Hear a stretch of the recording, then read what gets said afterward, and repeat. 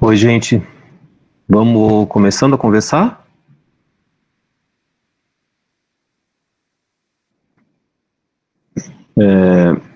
Ainda tem gente para entrar, boa tarde, boa tarde. Porque essa disciplina tem mais ou menos umas 80 pessoas inscritas. Agora tem 53 aqui, mas acho que a gente pode ir começando e aí, enfim, eu vou começar pelos avisos mais práticos, pela organização do curso. Daí depois a gente entra na apresentação do curso e do programa propriamente dita. Então, eu acho que agora, nesse semestre, não sei vocês, mas a gente já está, eu pelo menos estou um pouquinho mais adaptado, né, à pandemia, o que não quer dizer que essa adaptação seja boa, né, mas, sobretudo no que se refere às aulas virtuais, né, a gente já tem agora uma certa, sei lá, um certo treino, né, então, enfim, espero que a gente consiga fazer essa disciplina de da maneira mais agradável possível, né, e mais interessante para vocês, para mim, né, já que ainda estamos num momento difícil. No semestre passado eu dei Antropologia 3, que é uma disciplina obrigatória, né, do curso de Ciências Sociais, junto com o professor Renato Stutman, e foi uma experiência muito insólita, né, mas a gente acabou conseguindo um resultado bastante legal, acho, assim, os alunos e as alunas que conseguiram participar, evidentemente, muita gente saiu, né, tiveram um bom retorno, deram um bom retorno para a gente, né. Então eu queria começar conversando um pouco com vocês sobre isso, né, sobre como é que a gente vai fazer para se encontrar aqui e organizar essas aulas, né. Primeiro pedido que eu tenho para fazer para vocês é que vocês, na medida do possível, deixem as câmeras abertas, tá? Eu sei que tem gente que não gosta, que não se sente à vontade, mas para quem fala é muito estranho falar para nada, né? Falar para letras que ficam pulsando, ou, né? Então isso para mim já contorna um pouco né, essa coisa muito esquisita que é dar aula para né, parece que você está falando que você é maluco, que você está falando sozinho, né? Oi, assim, que bom, agora eu tô vendo que tem, né, são gente, né? Isso ajuda muito, eu não sei, talvez que para vocês também, né? Porque a gente consegue ter alguma percepção de turma, alguma noção de coletivo que não seja só um chat e tal, né? Isso para mim é importante, inclusive por outras razões, né? Porque eu sempre, quando inicio um curso, começo dizendo que esse espaço, né, de um curso na USP, sobretudo, é de vocês, é muito mais de vocês do que meu, né? Ou seja, é um espaço de palavra de vocês, é um espaço que vocês têm que ocupar, né, que vocês precisam ocupar para que a disciplina se torne interessante, né, para vocês, sobretudo, né. Ainda que as aulas sejam expositivas, né, não vai ter seminário, as aulas são expositivas, né, quanto mais vocês tomarem para si, né, os assuntos da disciplina, entenderem que esse espaço é um espaço aberto para que vocês possam falar, né, melhor as coisas ficam, né. Claro que a gente sempre tem um limite, que é o limite do bom senso, né, não dá para aqui ficar fazendo longas digressões pessoais e tal, né, mas assim, o espaço da palavra, ele precisa ser usado por vocês, né, e claro, além, né, da questão evidente, né, de tirar dúvidas sobre, enfim, sobre textos, sobre as aulas, etc., né, tem também a questão da discussão, de um espaço de discussão mesmo, né, de produzir uma discussão coletiva. Então, nesse sentido, acho que se a gente abre as câmeras, a gente consegue criar um pouco mais essa dinâmica, as pessoas ficam menos acanhadas, né. Eu tenho um fenômeno estranho, que é um fenômeno de uma timidez online, que às vezes parece maior do que presencial, ao vivo, né? Eu tenho notado isso, que as pessoas ficam com mais vergonha de se expor no Google Meet do que na sala, na classe, na sala de aula, né? O que é, enfim, engraçado, não sei dizer muito bem por que isso acontece, né? Então vocês têm, evidentemente, o chat para falar o que vocês quiserem, quando quiserem, mas também os microfones, né? Abram os microfones e falem quando tiverem dúvidas e perguntas e comentários e reflexões para fazer, tá? Então, essa é a primeira coisa que eu queria falar, né? Isso tem a ver com a minha própria concepção do conhecimento, né? Minha própria concepção do que é dar uma aula e fazer um curso, né? Eu não sou uma pessoa que gosta de ficar produzindo monólogos, né? Embora as aulas sejam expositivas, né? Esse curso não tem monitores, então eu estou sozinho aqui na organização da disciplina, né? E, portanto, eu peço a colaboração de vocês, né, para me ajudarem nas questões práticas, né, da disciplina, porque eu não tenho apoio e tem uma quantidade considerável de estudantes aqui, 80 e tantas pessoas, né. Então, as aulas vão ser sempre no Meet, no Google Meet aqui, e eu vou divulgar os links no dia, tá? Não vai ser um link só para o semestre inteiro. Por quê? Não sei porque, por alguma razão técnica, eu não consigo usar o mesmo link, enfim, de uma semana para outra. O link cai, ele fica cancelado por alguma razão, né? Então, toda vez eu tenho que gerar um link novo. Semestre passado eu tentei fazer isso algumas vezes, várias pessoas me disseram que dá para usar o mesmo link, mas não sei se é o meu computador, se é a minha conexão, mas o fato é que toda vez que eu tento usar de novo o mesmo link, ele cai.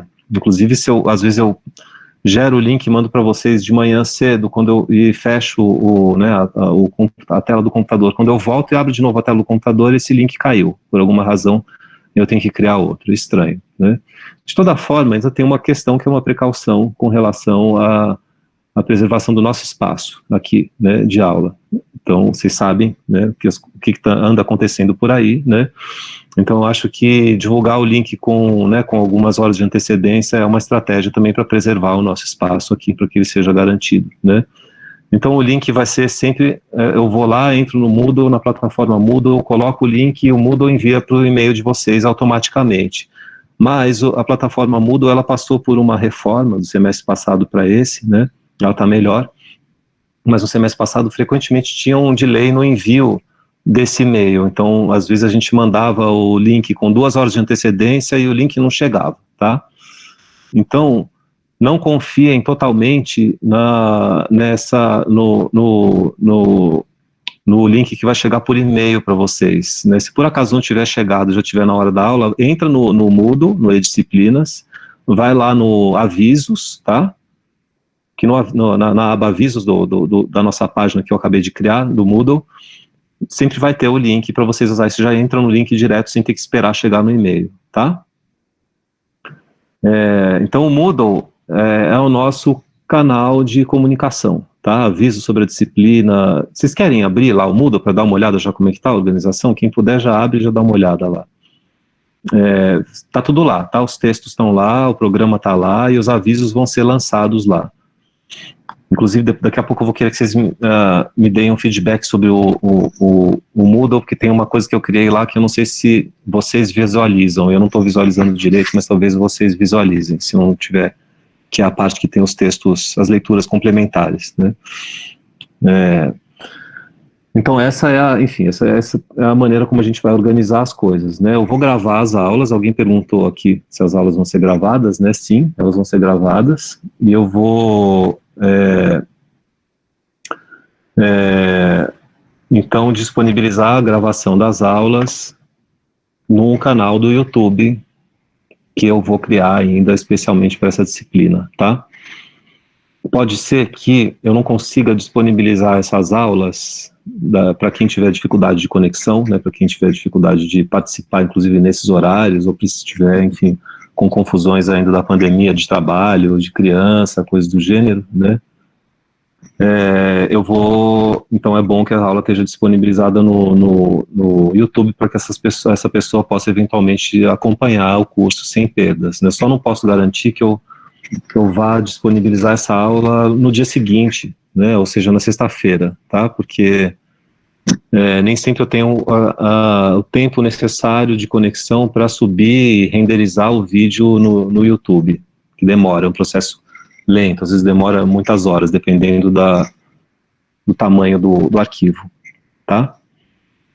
Mas, de toda forma, eu acho que essa é uma estratégia que funcionou bastante no semestre passado. Muita gente conseguiu acompanhar a disciplina dessa forma, né? Embora, evidentemente, eu recomende que, né, vocês estejam sempre aqui nessas aulas para a gente poder fazer isso juntos e criar essa participação, né? Eu não vou fazer, como eu fiz no semestre passado em Antropologia 3, roteiros de leitura, tá? Que na Antropologia 3 a gente divulgava antes da aula um roteiro de leitura. Nesse semestre eu não vou fazer, essa é uma disciplina optativa, né? Ela tem um outro ritmo, ela funciona de uma outra maneira, eu acho que não é necessário, tá? Deixa eu ver se tem mais alguma informação prática aqui.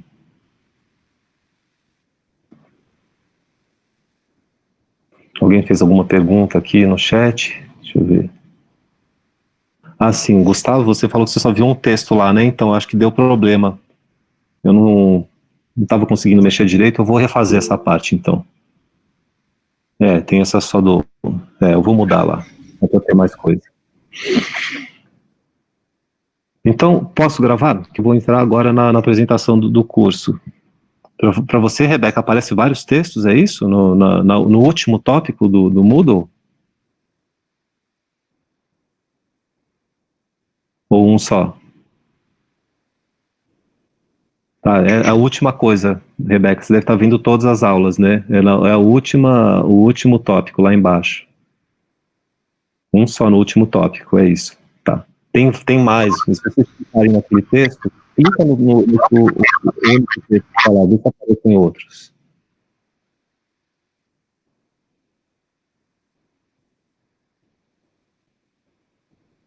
Por que você não tem acesso ao Moodle, Carolina? Você não está cadastrado? Seu e-mail USP não está cadastrado?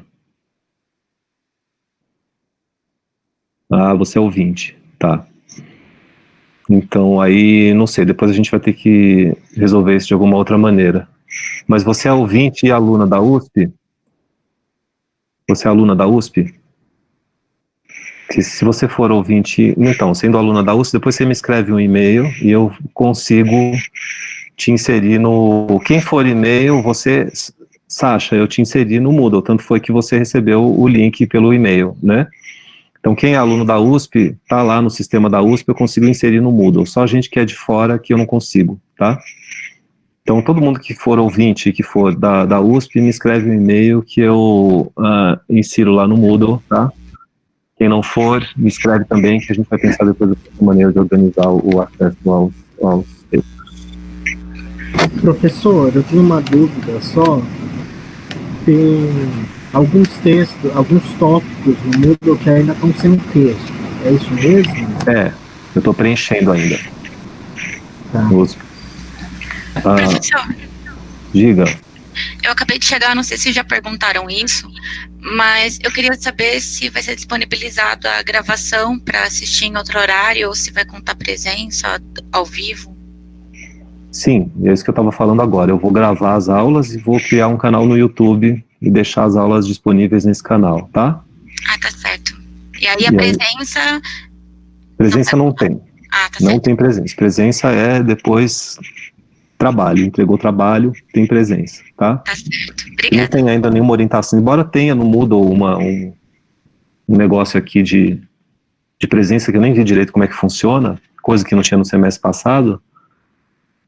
Não tem uma orientação da faculdade ainda com relação a isso. Eu vou seguir o que os colegas estão fazendo, não cobrar lista de presença. Ainda estamos num momento excepcional, né? E sei lá até quando isso vai continuar, né? Então é isso. E os tópicos, quer dizer, não só são as aulas, né? Quem foi que me perguntou isso? Tem alguns... Fui eu. Foi você, né? Ian. Ainda tem alguns que eu estou preenchendo aqui, tá? Aula 10, 11, que tem que escanear. Eu coloquei as coisas que eu já tinha digitalizado, as outras eu vou escanear e depois eu subo aí. Posso gravar, então? Tá? Porque o sistema aqui pede autorização, né, concordância de todo mundo, então eu sempre pergunto. Vou gravar, tá?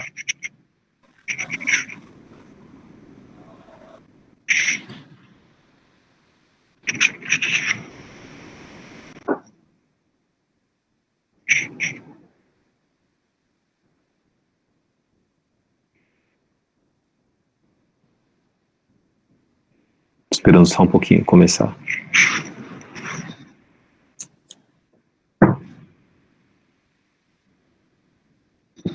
Professora, não sei se o senhor viu, mas falaram que o texto do Jean-Pierre Vernant, do Mito à Razão, tá faltando o final.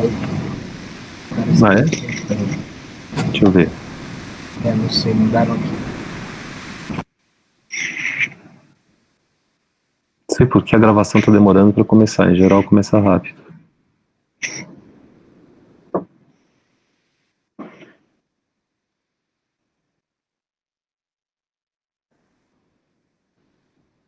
Ficou faltando a última página, eu vou substituir.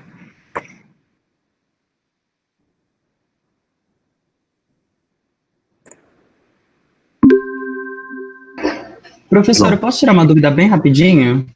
Pode, diga.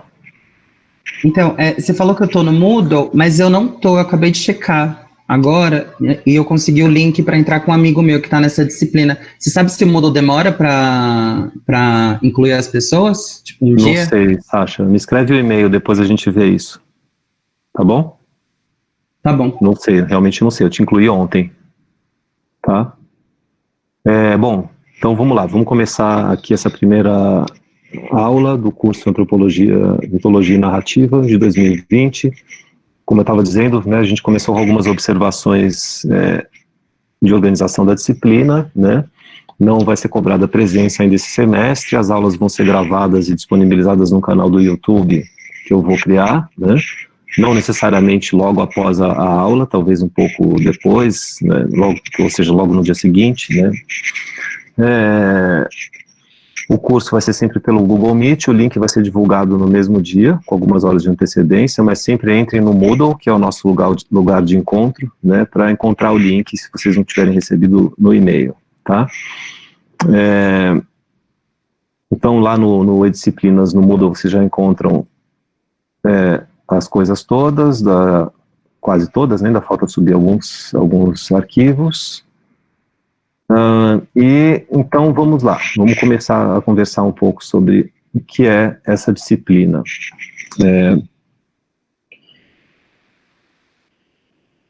Eu já dei algumas vezes esse curso em formatos diferentes. Essa é uma disciplina optativa que eu mesmo criei, né? Já dei em formatos diferentes, cada vez eu mudo, né? Tem algumas coisas que são um pouco incontornáveis, que são as aulas introdutórias, né, sobre mito e mitologia, né? A gente tem que passar por alguns textos clássicos, né? Tem gente que nunca estudou o assunto, tem gente que já estudou. Inclusive, queria saber aqui, quem acabou de fazer Antropologia 3 comigo, ou quem já fez Antropologia 3? Muito ou pouca gente? Eu já fiz. Escreve no chat aí para eu saber.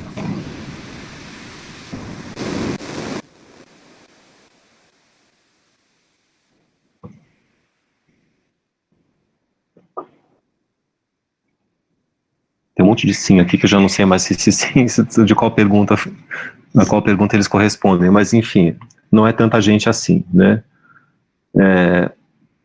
Eu estou perguntando isso porque, né, para quem já fez Antropologia 3 sabe que tem muita coisa que, né, uma parte considerável do curso que é dedicada ao estudo dos mitos, né, por Lévi-Strauss, né, e que, enfim, são reflexões do Lévi-Strauss que são fundamentais, sem elas a gente não consegue, né, avançar muito no estudo dos mitos, mas daqui a pouco eu vejo, quando a gente entrar no programa, eu volto nisso, explico para vocês como é que eu decidi fazer esse semestre. Eu resolvi diminuir um pouco a presença do Lévi-Strauss na disciplina, né. De toda forma, esse é um curso que tem muito a ver com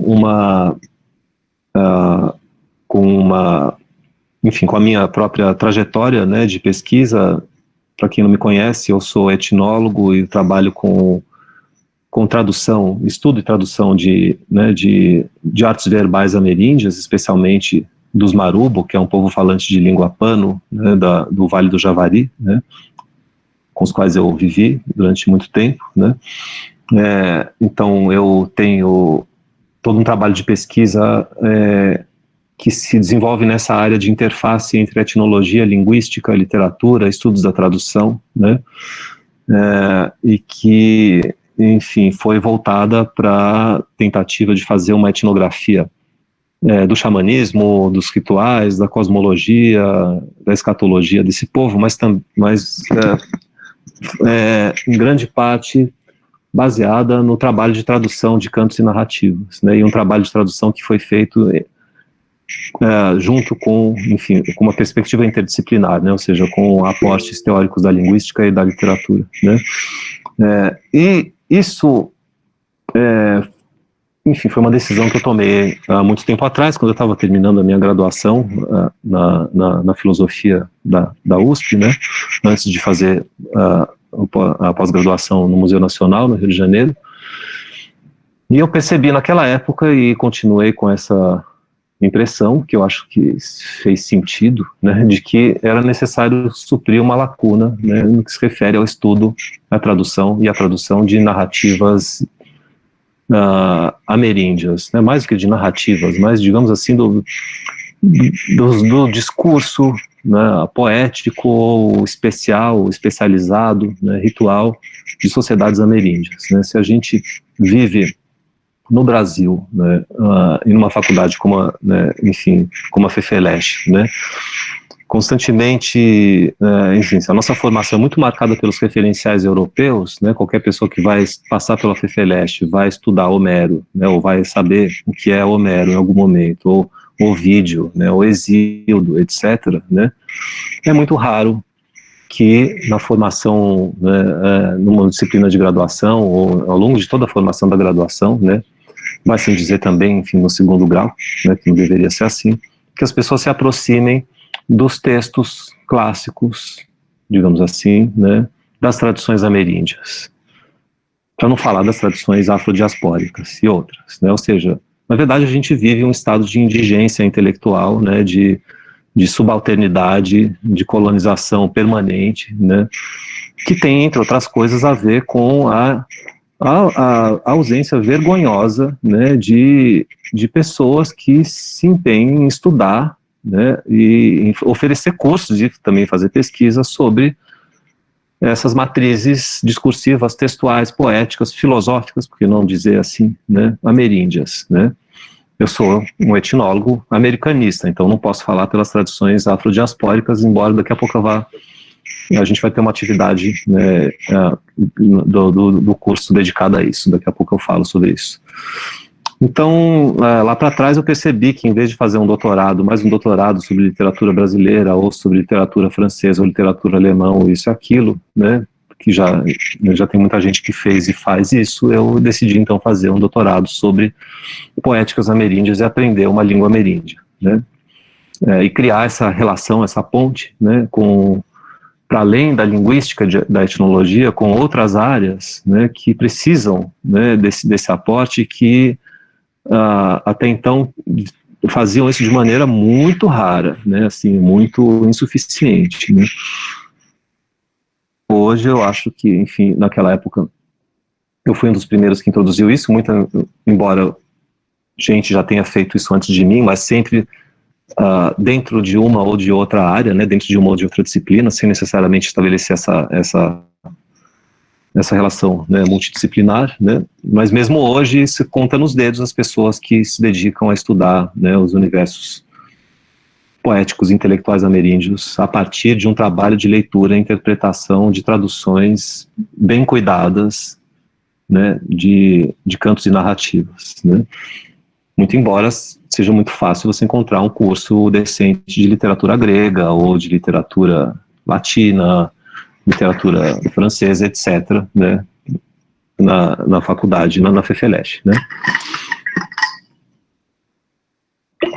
Então, esse curso, nas outras edições, ele sempre foi dividido em duas partes, né, uma parte que era voltada para uma parte introdutória, uma parte na qual a gente lê autores vários, né, que se dedicam a apresentar o que é mito, mitologia, narrativa, memória, escrita, são vários assuntos conexos que, dependendo do semestre, eu privilegio ou não, né. E na segunda parte da disciplina, a gente vai ver isso no programa daqui a pouco, é uma parte voltada para leitura de textos, tá? Leitura e interpretação de textos que eu estou chamando aqui de clássicos. Clássicos tais como o Popol Vuh, o Aivu adaptado, os Guarani, Mbrá, né, e outros. O manuscrito de Huarotiri, dos Quechua, né, andinos, que eu não peguei esse semestre, e vários outros, que na verdade, do meu ponto de vista, são textos que a gente deveria, no mínimo, conhecer, no segundo grau, no colegial, isso devia ser matéria de vestibular, né, assim, e não conhece, né, e aí tem um professor que oferece uma disciplina optativa num curso na antropologia, né, quando na verdade isso deveria fazer parte do nosso paideuma, e por isso eu chamo de textos clássicos, né, ou seja, de referenciais clássicos que deveriam ser lidos e não apenas por pessoas interessadas em etnologia, né. Esse meu pleito, digamos assim, essa minha reivindicação, ela passou a ser acolhida na Letras. Então hoje tem muita gente da teoria literária, da crítica literária, eu acho que é exagero, né, alguns colegas, né, que já têm interesse por esse assunto e estão incorporando mais né, essa necessidade de se estudar outras matrizes poéticas e intelectuais, e, enfim, que não só as eurocêntricas, né? Mas ainda eu acho que falta muito, né? Falta muita coisa para que isso efetivamente se consolide, né? E por várias razões, né? Entre as quais, né? Claro, razões todas atreladas ao problema colonial, né? Da nossa formação colonial, mas também tem o fato de que a gente vive num país com uma diversidade linguística gigantesca, né? Ou seja, são por volta de umas 200, os dados são todos muito controversos, 200 línguas, digamos assim, né? Divididas em alguns troncos linguísticos e famílias linguísticas que são mutuamente incompreensíveis e completamente diferentes uns dos outros, né? Então é muito difícil, né? Não existe uma homogeneidade linguística, é muito difícil de imaginar que as pessoas sejam capazes de transitar entre essas diversas línguas e adquirir, né, uma erudição e um interesse acadêmico por esses universos que parecem tão específicos, né. Muito embora essa diversidade, essa especificidade também tenha diversas constâncias. A gente está falando de civilizações ameríndias, né, portanto essas civilizações têm pressupostos, né, elas têm estruturas de fundo, digamos assim, que são comuns, né, às mais diversas sociedades ameríndias e às mais diversas línguas, assim como, né, os povos falantes de línguas indo-europeias também têm as suas, né. Quais são as línguas indo-europeias? Grego, latim, né, sânscrito, persa, alemão, português, italiano, todas essas línguas são línguas indo-europeias, né, e todas elas têm estruturas de fundo em comum, né. Tem um linguista bastante importante, francês, que já devem ter ouvido falar, eu pelo menos costumo falar bastante nele, né, que é o Émile Benveniste, né. Publicou há muito tempo um livro que se chama O Vocabulário das Instituições Indo-Europeias.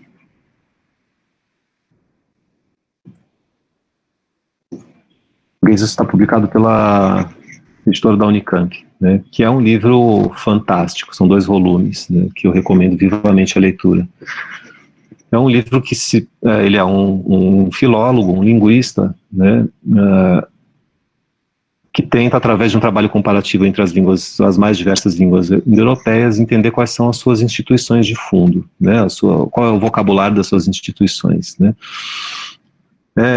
E isso é fundamental. A gente provavelmente vai recorrer a comparações com o Benveniste em alguns momentos do curso, né?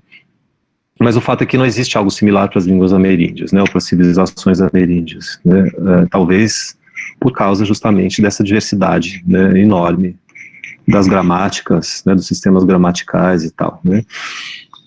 De toda maneira, isso cria então um vácuo, né, de estudos. Isso cria um problema, né, de incompreensão, que aí sim a gente pode colocar no crédito do legado colonialista, né, ou seja, uma dificuldade profunda de entender o que são efetivamente essas civilizações, né, essas culturas, e como é que quais são as estruturas de fundo que a partir das quais elas se desenvolvem, né. E a leitura de textos clássicos, tais, né, como esses que eu estou falando, o Aivu Raptá dos Guarani, o Popol Vuh dos Maia Quiché, e outros vários, né, as narrativas dos falantes de tucano do Alto Rio Negro, ou as as narrativas Aquinhá dos povos Caribe, do Alto Xingu, dos Kalapalo, dos Kuikuro, entre vários outros exemplos, né, são uma via de acesso a isso, né, ou seja, a gente possa engatinhar, né, assim, arranhar a superfície, começar a compreender minimamente, né, quais são essas pedras de toque, por assim dizer, né, esses fundamentos das civilizações ameríndias, tá? Então, esse curso é um curso que precisa, para que possa fazer isso, né, essa tarefa, partir de uma crítica à noção de mito, de uma apresentação crítica da noção de mito, né? Talvez alguns de vocês estejam se perguntando aí, mas o que eu caí nesse curso de antropologia, mitologia narrativa? Eu achei que era um curso sobre mitologia e vem esse negócio de etnologia, né, aqui, né? O curso é um curso híbrido, ele tem dois lados, né? Vocês vão ver que isso é importante, né? Ele tem uma primeira parte que nesse semestre está um pouco condensada, né, que é a de apresentação do problema geral do mito e da mitologia, e depois uma desconstrução desse problema para que a gente entre nos universos ameríndios, né? Os universos ameríndios são justamente universos que foram capturados por essa noção de mito, né, que é uma noção de contraste criada pela tradição ocidental para definir tudo aquilo que não é o próprio Ocidente, a saber, o Ocidente pós-filosófico, digamos assim, né? O Ocidente da filosofia, do advento da polis na Grécia Antiga até hoje. É óbvio que isso é muito, né, uma construção bastante genérica e tal, mas de fato, né, a gente sabe que o Ocidente se fundou, né, nessa reivindicação de uma exclusividade da razão, né, sobre a crença ou a afetividade, a religião, etc., que seriam, portanto, características do mito, né? E generalizou essa noção de mito para todas as civilizações ou sociedades que, de alguma maneira, ficaram alheias, né, a esse desenvolvimento do pensamento racional e da noção de democracia política, né, lá atrás, na Grécia Antiga, né? Então a categoria mito, né, ela efetivamente é uma categoria que tem, sobretudo, um valor de contraste, né? Ela designa aquilo que não é, digamos assim, a razão filosófica especulativa, né, a ciência, a história, né?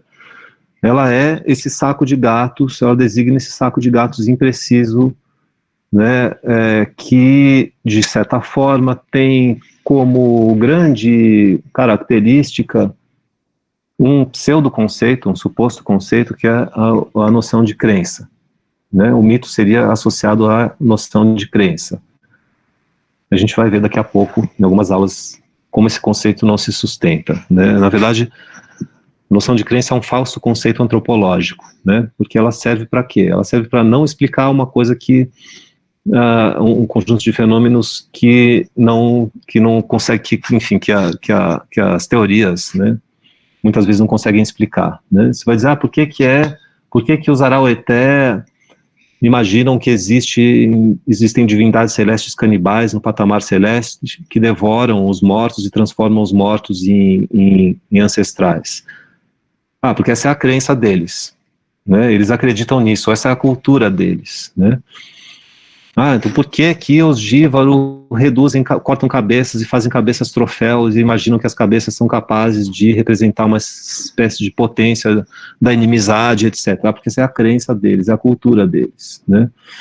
Então, de certa forma, a noção de crença e a noção de cultura, elas servem para neutralizar, né, uma capacidade e eliminar o trabalho de compreensão e de explicação de universos completamente distintos dos nossos, que se orientam por outras categorias de pensamento, por outras organizações, por outras instituições, etc., né?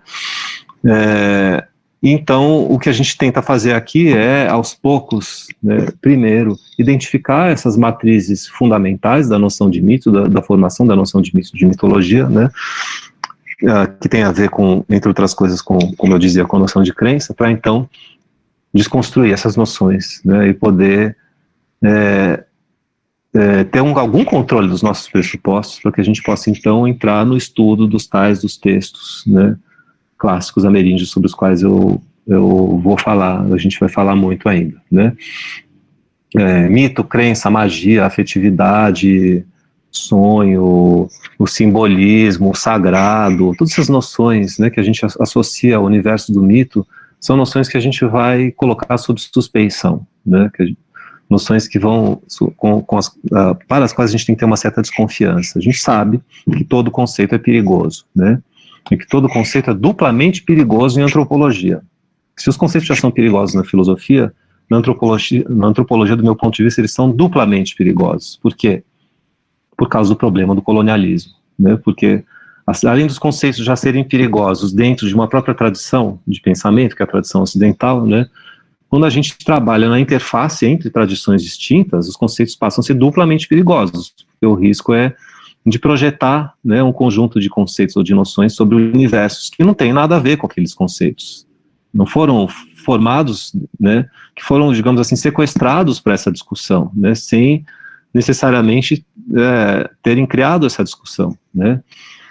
Qual discussão? A ideia de que antes do advento da cidade, né, e da razão e do humanismo na Grécia antiga, né, existia um período, né, do pensamento mágico-religioso, como chamam os helenistas, né, o Vernon e vários outros, né, que era um horizonte marcado pela autoridade de um rei, né, que era ao mesmo tempo mago e ao mesmo tempo legislador, né, e que sequestrava o valor da palavra para si e que, portanto, era munido de uma palavra que era eficaz, né, ao mesmo tempo eficaz e capaz de revelar o tempo e a memória. Esse rei, ele era o senhor do tempo e da memória, ao mesmo tempo em que era o senhor como é que eu vou dizer assim, da capacidade jurídica, né? Ele era o juiz, aquele que produzia a justiça, ao mesmo tempo em que tinha o poder mágico da palavra, né? Até que, num determinado momento, esse monopólio da palavra, do logos, né, é interrompido pelo advento da razão e pela partilha da palavra na assembleia, na praça pública, né, e aí se instaura, então, a justa medida, né, o metron, né. Se antes a palavra mítica era associada a híbris, né, esse descomedimento, esse excesso, né, de uma figura autoritária, de um tirano, né, que muitas vezes é associado também à figura do pai, do rei, né, essa ideia da verticalidade paterna, né, com a instalação da política, então, essa palavra sai de cena autoritária, né, essa palavra autoritária sai de cena e entra aquilo que seria uma espécie de razão emancipada do ponto de vista político e do ponto de vista conceitual, que fundaria, então, o tal do milagre grego, né. A gente vai ver o próprio Vernon já problematizar essa ideia do milagre grego, né, nesse texto do Mito à Razão, que é um texto clássico que eu coloquei só para a gente, talvez você já tenha lido, mas para a gente identificar os pressupostos. Eu não estou imaginando que aqui, eu não estou querendo dar um curso introdutório sobre mitologia grega para vocês, nem sobre introdução à filosofia, mas é uma tentativa de produzir uma experiência antropológica de leitura desses textos, né? Então, ainda que o Vernon critique a ideia do milagre grego, ele continua a fazer uma construção que é uma construção evolucionista, né? Tipo, antes, né, existia o mito, depois, então, veio a filosofia e a razão, etc., né? Essa ideia do mito como sendo identificado ao passado, então o mito é identificado à magia, ao simbolismo, à crença e também ao passado, né? É uma ideia tipicamente moderna e ocidental, né? Ora, como é que a gente faz então com civilizações que são as ameríndias, né, que sempre estiveram e continuam estando aqui, né, que não pertencem ao passado, né, porque estão aqui, né, ao nosso lado, e que, no entanto, ainda habitam, digamos assim, né, o horizonte disso que, de uma maneira muito vaga e difusa, nós concebemos como mito. Ou será que a noção de mito realmente é suficiente para dar conta dos regimes, dos modos de existência e dos regimes de pensamento dessas civilizações, dessas sociedades, desses coletivos? Se ela não é suficiente, então, como é que fica, né? O que daria conta desses universos, né? Ainda mais num contexto, né, em que cada vez mais pessoas indígenas passam a ocupar espaços, né, públicos, espaços de produção de conhecimento, né, passam a exigir protagonismo, né, e ter um certo protagonismo na academia, nas artes, na política e assim por diante, né. Então essas pessoas aos poucos vão ser capazes, já estão sendo, sempre foram, né, nas suas próprias línguas, mas agora em português, né, cada vez mais, de oferecer as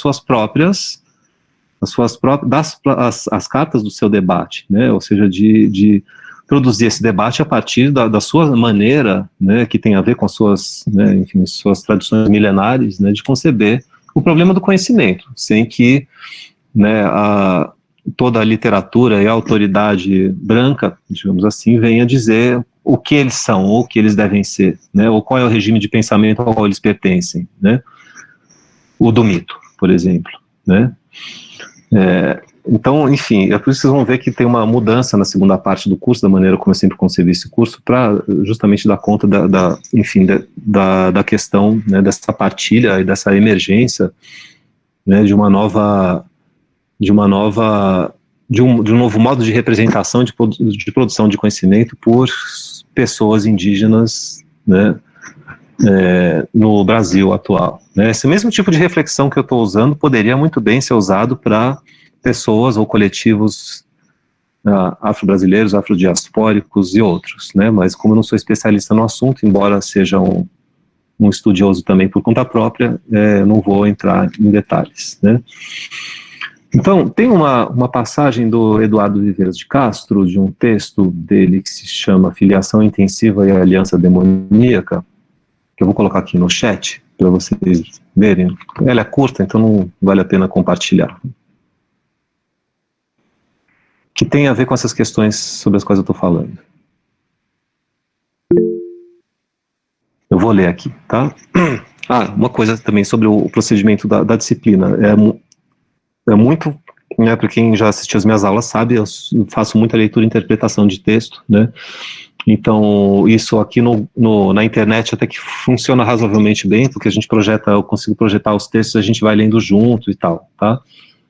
Então, sempre tem o material do curso em mãos, tá? Para a gente poder conversar e ler juntos os textos. E o Eduardo Viveiros de Castro diz então o seguinte nessa passagem: a questão do sentido inteiramente diverso, que assume a enunciação mítica, quando saímos do mundo pré-filosófico dos mestres da verdade e seu regime monárquico de enunciação, o mundo clássico do helenista, do historiador da filosofia, para entrar no mundo extra-filosófico das sociedades contra o Estado, mundo do pensamento selvagem, da alteridade antropológica radical, bem, essa questão ainda não recebeu um desenvolvimento à altura. Essa passagem, ela é extremamente interessante e densa, né? Primeiro, ele está fazendo um contraste entre o mundo pré-filosófico e o mundo extra-filosófico, né? O mundo pré-filosófico dos mestres da verdade é esse mundo do mito, tal como concebido e estudado, né, pela filosofia, por exemplo. Pela filosofia que vocês vão encontrar aqui no departamento de filosofia, que foi a formação que eu tive, né, na graduação. E Noves Fora é o que vocês encontram em todos os livros de introdução à filosofia. Todos os livros de introdução à filosofia vão construir essa narrativa, né. O mundo homérico, né, micênico, dos reis, do Basileu, do Anax, etc. Né, a gente vai começar com isso na semana que vem, rapidamente dar uma olhada nisso, né. E aí esse mundo é destronado pela polis, aí entra a razão, a democracia, etc, etc. Esse é o mundo pré-filosófico, né, a palavra autoritária versus a palavra política, democrática, filosófica, né. O que os povos ameríndios têm a ver com isso? O que as sociedades ameríndias têm a ver com isso? Ainda mais porque são sociedades contra o Estado, né? Não são sociedades sem Estado, só que é uma referência ao famoso a sociedade contra o Estado do Clastres, né? Quem não conhece, leia. Não tem capacidade de desenvolver Estado porque são sociedades primitivas, né? São sociedades que, por alguma razão, sabotam, no sentido positivo do termo, a ocorrência do Estado, da verticalização, né?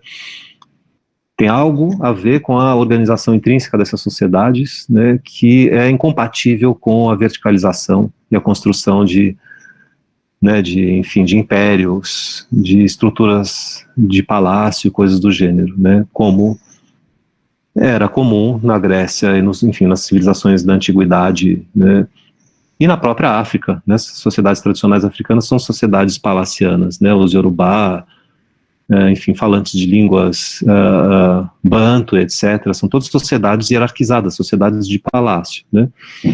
Então, de certa forma, o mundo tradicional africano cabe muito mais nessa ideia dos mestres da verdade do que na Amazônia, né.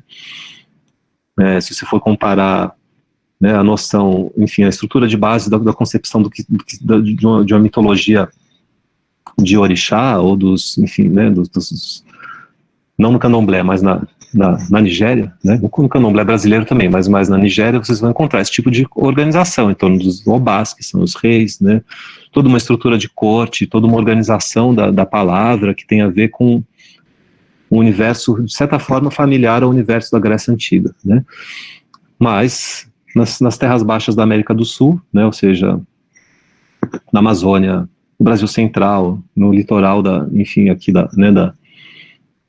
Atlântico, no Chaco, e assim por diante, a gente não encontra esse tipo de configuração, né? E esses mundos, então, seriam esses mundos extrafilosóficos. Por que extrafilosóficos? Porque eles não pertencem a essa construção da narrativa temporal, né, formada pela tradição filosófica, que pressupõe um anterior mítico, autoritário, real, né, que dá sequência ao desenvolvimento da política e da razão, e da história, da ciência, e assim por diante, né. Eles não fizeram parte dessa construção narrativa, muito embora sejam inseridos meio que de qualquer jeito ali, por causa desse saco de gatos que é a noção de mito, né. Então, se eles não fizeram parte disso, então, como é que quais são os, né, como é que se concebe a enunciação mítica, né, como é que se concebe o regime da palavra, da memória, da palavra ritual, né, nessas sociedades?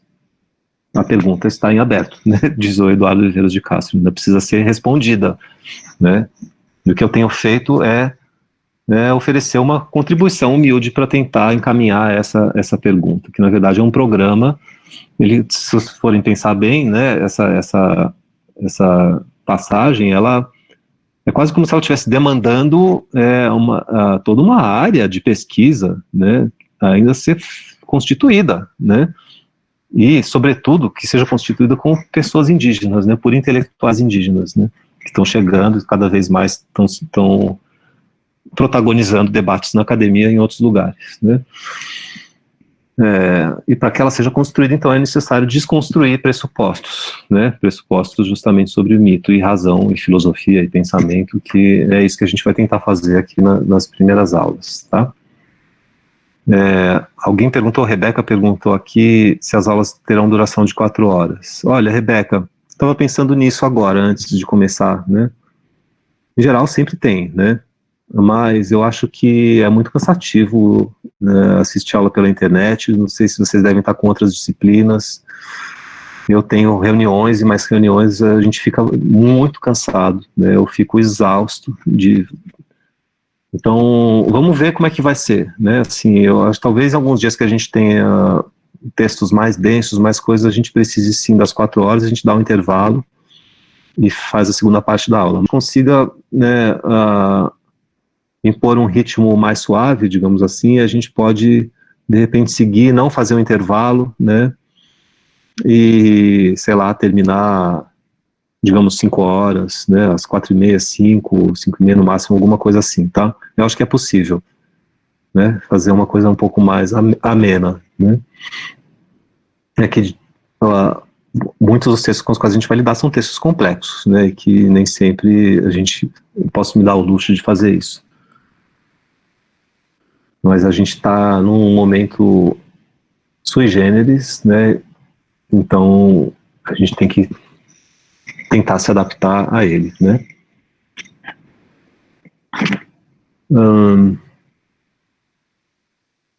E por que essa alteridade antropológica radical? Né? É justamente isso que a gente vai ver aqui. Né? Dá para entender essa expressão do autor por diversas maneiras. Né? Eu diria que é uma alteridade antropológica radical porque o próprio estatuto do humano é completamente outro. E, portanto, também o estatuto do conhecimento. Né? Mais do que uma questão disciplinar, né? Alteridade antropológica no sentido de uma disciplina. Né? Eu diria que o que está em jogo aqui é uma outra concepção, um outro modo de existência, um outro estatuto do próprio humano, uma concepção do humano radicalmente distinta daquela que nós conhecemos, né? Concepção do humano radicalmente distinta da nossa implica numa concepção radicalmente distinta da relação com o não humano, né? Se não achar isso um pouco estranho, mas né? A fronteira entre aquilo que se concebe como humano, como não humano, humano e animal, por exemplo, né? Mas também humano e paisagem, né? Humano e vegetação e assim por diante, não é da mesma ordem, né? Que a separação entre natureza e cultura, tal como ela se deu ao longo do desenvolvimento do pensamento moderno, sobretudo, né? Se essa relação não é da mesma ordem, né? Se não existe um antropocentrismo, né? Se o antropos, né? Não tem uma exclusividade nos mundos ameríndios, né? Então, isso quer dizer que o próprio conhecimento é completamente diferente, né? Porque uma digamos assim, das espinhas dorsais do Ocidente é de imaginar que o ser humano tem exclusividade, tem uma certa autonomia, né? A exclusividade da razão e uma autonomia intelectual, e por isso ele é capaz de subjugar o mundo e a natureza, né? A revelia, né, do próprio mundo, da própria natureza, e o que a gente está vivendo hoje é um colapso disso, né, um colapso dessa espinha dorsal, né, essa espinha dorsal está fraturada, digamos assim, né, uma pandemia é exatamente isso, né. Agora, essas sociedades são sociedades que não inventaram esse divórcio, não são sociedades antropocêntricas, né, não são sociedades fundadas no suposto privilégio epistemológico do ser humano, com relação a outras espécies, com relação a outros existentes, né, com espíritos mortos, coisas do gênero, né. Se elas não se fundaram nisso, então a própria imagem do conhecimento é completamente diferente, né, a maneira como se produz conhecimento, e portanto linguagem, palavra, né, também é completamente diferente. Isso a gente vai tentar, né, se aproximar dessa diferença ao longo do semestre. Daí, então, essa alteridade antropológica radical, né, que também é política, né, porque são sociedades sem e contra o Estado, né, nós pensamos o humano a partir da sua relação com o Estado, né, e não é assim que funciona nesses mundos, né. Vocês querem perguntar alguma coisa, falar, tem um comentário, alguma reflexão sobre o que eu tenho dito até agora? Professor, eu tenho um comentário, reflexão, não sei. Porque é o seguinte, o senhor está falando que todos esses fundamentos de pensamento, de representação social, eles são colocados em xeque nesse mundo ameríndio.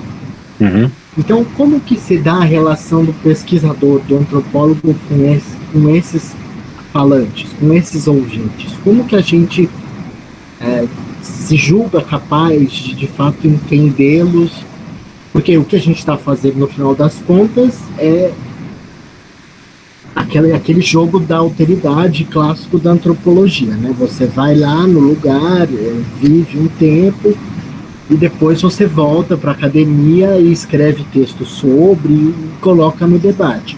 É claro que a pós-modernidade já mostrou que, como você mesmo disse, esses intelectuais indígenas estão chegando, mas essa relação ainda existe. Quer dizer, como que a gente vai para um lugar, para uma tribo que seja, e consegue organizar dentro da nossa cabeça mesmo, para fazer algum sentido para nós e para quem vai ler depois?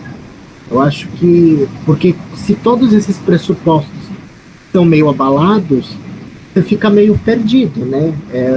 É um mundo inteiramente novo mesmo. É uma boa pergunta, Ian. E eu, evidentemente, não vou te dar uma resposta completa sobre isso, para isso, né? Claro. Porque isso a gente vai testar ao longo do semestre, né? Mas eu diria, né, isso tem um pouco a ver com as minhas decisões pessoais, né, como pesquisador e tal, como intelectual, né? Que a chave para entender isso está na questão da tradução, né? Uhum. A gente sempre vai operar como tradutores e tradutoras, né? E a tradução é sempre provisória, ela é sempre criativa, ela é sempre incompleta, ela é sempre fragmentária, né? Ela não totaliza, ela não é definitiva, né? Então, é um esforço de tradução, de aproximação pela tradução, né? Que é o que se faz em campo, é o que eu fiz em campo, né? Eu aprendo uma língua indígena, mas eu aprendo essa língua munido da estrutura gramatical do português, das línguas indo-europeias, né? Para mim é muito mais fácil, né, entender. Eu não falo alemão, né? Mas se eu começar a estudar alemão, eu vou entender o universo. Né, os filósofos que estudam alemão vão achar que eu estou falando um absurdo, né? Mas não é um absurdo. O universo de pensamento em alemão vai ser muito mais palatável para mim do que o universo de pensamento em Bororo, né? Se eu aprender, sei lá, ou Aimara, né? Ou Náhuatl, enfim, qualquer língua ameríndia, né? De toda forma, essa aproximação é uma aproximação que ela tem que ser feita a partir de uma relação de tensão entre os pressupostos de pensamento filosóficos e políticos e também a maneira de organização da língua, ou seja, a estrutura gramatical, né, e os pressupostos de uma outra língua, no caso de uma língua indígena, né. E na verdade o grande interesse da coisa para mim, né, eu como homem, branco, cis, etc., né, o grande interesse é essa relação de mediação tradutória entre os dois universos, né, e não de representação de um universo por outro, né. Eu não tenho a ingenuidade nem a pretensão de achar que eu vou falar pelos universos indígenas, né. Eu vou falar sobre um problema, digamos assim, uma complicação de pensamento decorrente, né, desse exercício de reflexão entre dois mundos, ou mais de dois mundos, né. E o que me parece que está acontecendo, né, é como o nosso mundo está em colapso, que a gente precisa fazer cada vez mais um exercício de reflexão entre mundos, para que a gente possa aprender com outros mundos, como lançar a luz sobre, né, essa falência constitutiva do nosso, né. Sem achar que, né, enfim, que os povos indígenas vão vir salvar a humanidade ou coisas do gênero, porque não é disso que se trata, né, onde que eles são melhores ou piores do que outros povos, né. Todos os seres humanos têm conflitos e dilemas, né, mas a gente tem civilizações que têm modos de existência mais ou menos sustentáveis, né, e o nosso é insustentável, o dos povos indígenas não é insustentável, é sustentável, né. Mas então a questão é um pouco essa, entende? Esse curso todo, na verdade, é isso, é um exercício de reflexão tradutória, né? Uma tentativa de produzir um experimento de tradução a partir, né, não só de tradução prática, né, de tradução efetiva de uma língua para outra, mas de tradução conceitual, né, de uma tentativa, por exemplo, de suspender a noção de mito e de reavaliar a noção de mito para ver se ela serve ou não serve para a gente, né? Eu prefiro muitas vezes falar em pensamento narrativo e não em mito, né? Vocês vão ver por quê ao longo do semestre, né? Quando eu digo isso é porque eu tenho um incômodo, que é um incômodo conceitual com a noção de mito, e eu não consigo retraduzir essa noção para que ela dê conta, né, dos universos de referência com os quais a gente vai passar a dialogar, né? Mas é um pouco isso que eu te diria agora, nesse momento, tá? Na verdade, se você for pensar, guardadas as devidas proporções e as escalas, esse problema não é tão distinto do método tradicional da filosofia, né? Se um filósofo, quando vai estudar, por exemplo, sei lá, filosofia medieval, se o filósofo vai estudar Guilherme de Ockham ou São Tomás de Aquino, né? É uma ilusão achar que, né, os pressupostos de pensamento de um filósofo que trabalha no século XX são os mesmos de Guilherme de Ockham, na Idade Média, né? Ou se você vai estudar Plotino, né? Ou seja, a suspensão, né, metodológica, até como uma forma de metodologia, né, dos seus critérios de pensamento para estudar um autor latino, né, de certa forma é análoga àquela que se precisa fazer para estudar o universo ameríndio, né? Por quê? o mundo latino de Plotino é completamente diferente do mundo de uma professora, né, pesquisadora de filosofia na França em 2020, né? Então, não deixa de ser um certo método antropológico, por assim dizer, né, similar, né? Mas o problema é que a gente está lidando aí sim com uma alteridade antropológica radical, como dizia o Eduardo Vieira de Castro, né? Porque não bastasse, né, a diferença de tempo, a diferença das línguas, etc., a gente tem uma diferença civilizatória gigantesca, né? E que, num certo momento, ela vai encontrar um problema que a gente chama de incomensurabilidade, né? O famoso problema da incomensurabilidade, né? Tem um momento que é um momento de intradutibilidade total mesmo. Você não consegue entender determinadas coisas, né? É impossível entender determinadas categorias de pensamento chinesas, por exemplo, para quem fala português, né? Uma pessoa que estudar mandarim a vida toda, né, depois de 20 anos estudando mandarim, rigorosamente vai falar, uma pessoa brasileira, por exemplo, né, vai falar um mandarim de um adolescente. Então, a China é o contraponto radical desse exercício que a gente está fazendo aqui, e eu diria que os povos ameríndios estão muito mais para a China do que para qualquer outra coisa, né, eles estão muito mais próximos, né, das formas de pensamento asiáticas do que de quaisquer outras. Então, eles também estão envolvidos, né, nessa radicalidade que, do meu ponto de vista, é extremamente interessante, porque com isso a gente consegue, no mínimo, se a gente não conseguir entender, né, os pressupostos de pensamento desses povos, pelo menos a gente consegue problematizar os nossos, né, que já terá sido muito. Né? Obrigado, professor. De nada. Mais comentários? Deixa eu ver, aqui tem umas coisas no chat, peraí, eu vou demorar um pouco, tá, para responder o chat, porque eu tô sozinho aqui no... Tá, Thales, ótimo, Thales, essa coisa, eu vou pedir para vocês colaborarem na partilha de textos, tá? Se a gente for levantando coisas, referências que a gente achar interessante, vocês também tiverem, seria legal a gente ter um depositário de textos, que pode ser, de repente, o próprio Moodle. Aí eu posso, se alguém tiver boa vontade, disponibilidade, habilitar algum de vocês para editar o Moodle também. Aí vocês podem me ajudar a inserir, a gente fazer uma espécie de banco de dados coletivo lá, tá? O que você achou? Você tem um grupo de WhatsApp, mas não sei se o grupo de WhatsApp é a melhor coisa para isso. Enfim, é se pensar. Wesley, cadê?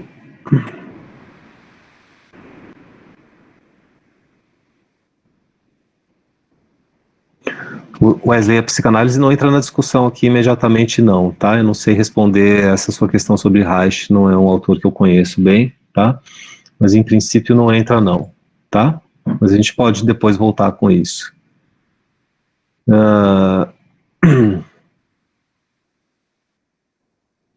Embora sim, isso tenha muito a ver, psicanálise e etnologia tem muito a ver, psicanálise e estruturalismo, o meu objetivo aqui é fazer um trabalho, como a gente vai ver mais para frente, de leitura dos textos clássicos, né? Então vai ter uma parte do curso que é bastante etnográfica, né?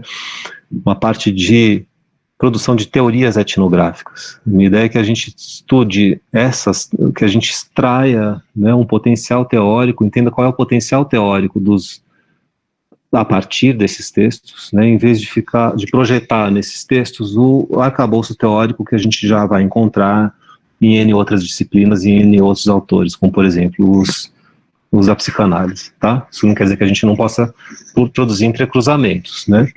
Mas é legal que a gente faça esse esforço, né, às vezes um pouco difícil, já vou avisando, tá? Já vou avisando para vocês que nem sempre vai ser tão, assim, divertido, né? Porque é difícil fazer leitura e interpretação de texto, né? Mas acho que ele pode ser interessante para que depois a gente crie conexões como essas com a psicanálise. Isso a gente vai discutir daqui a pouco, Maria Luísa, a avaliação, tá? Daqui a pouco a gente vai entrar no programa e a gente fala. Estou fazendo uma introdução geral aos objetivos do curso, tá? Que mais? Eu tenho mais uma pergunta, se puder. Fala.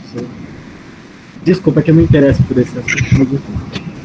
A noção de diedade, de divindade, é diferente também da que a gente tem Deidade? na Europa. Isso. a noção de deuses, enfim, é diferente, né? Eu já ouvi de vários canais, autores que falam uma noção mais animista, uma coisa mais energética. E é diferente do que a gente tem noção, a nossa noção mesmo. Ou não? Ela é totalmente diferente, né? Estou, inclusive, rascunhando um artigo sobre isso. Não tem deuses, né? A gente pensa em mitologia, o que vocês associam imediatamente com mitologia? Deuses, né?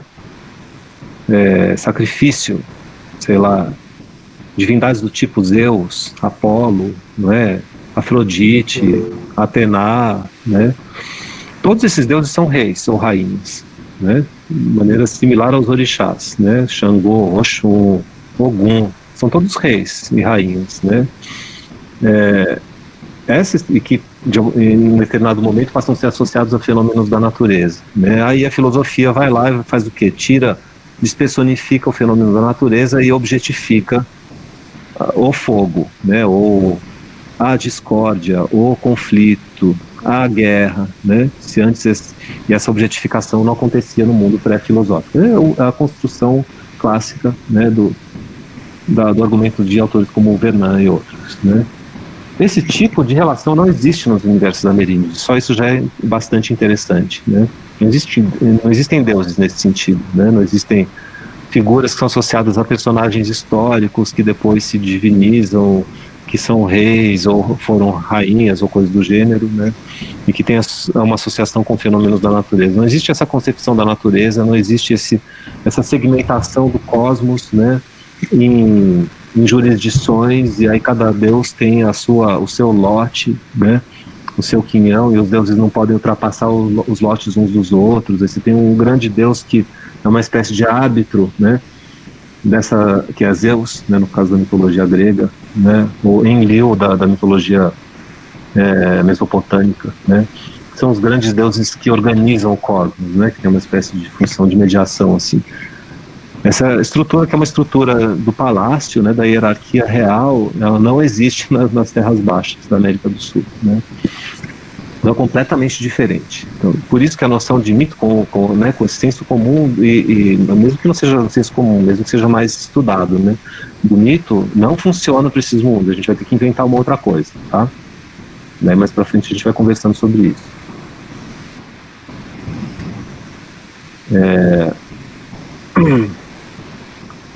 Alguma outra questão? Posso continuar?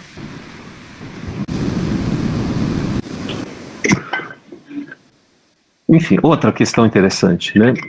Supostamente, como eu dizia, então o mito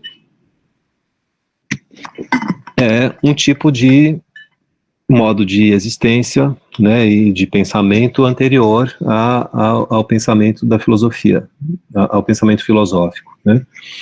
O que autores como o Vernon, o Detienne e outros, que são os helenistas franceses, sobretudo, que vêm de uma formação estruturalista, né, que escrevem aí nos anos 60, que são muito interessantes, né, vão mostrar que, na verdade, o universo do mito é a mesma coisa que Lévi-Strauss vai fazer ao longo da obra dele, né, era estruturado a partir de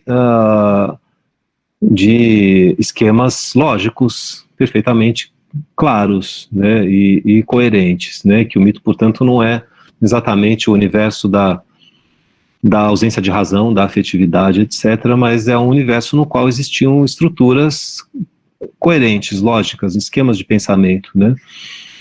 No entanto, esses esquemas de pensamento, eles não são ainda filosóficos, no sentido próprio do termo. Por quê? Porque eles não objetificam, como eu dizia há pouco, né, problemas, né, eles personificam os problemas e tratam, por exemplo, da questão da discórdia ou da hierarquia, do amor, né, da guerra, através da eficácia mágica da palavra, né, que se associa a alguma figura personificada, né. Quando você divorcia, né, ou tira esse lastro personificante da imagem, né, divina, né, e passa a isolar problemas, né, e tratar da discórdia, do amor ou dos fenômenos da natureza, etc., de uma maneira objetificada, você começa a desenvolver o pensamento filosófico propriamente dito. Isso teria a ver com a filosofia pré-socrática, até que, né, o problema passa a se unificar em torno da noção de bem, né, em Platão, em Sócrates e assim por diante, né, o Ágaton e tal, né. E, portanto, a capacidade especulativa propriamente dita, né, a capacidade especulativa, que é uma característica da filosofia, ela não estaria presente no mito, né? O mito não teria uma capacidade especulativa, né?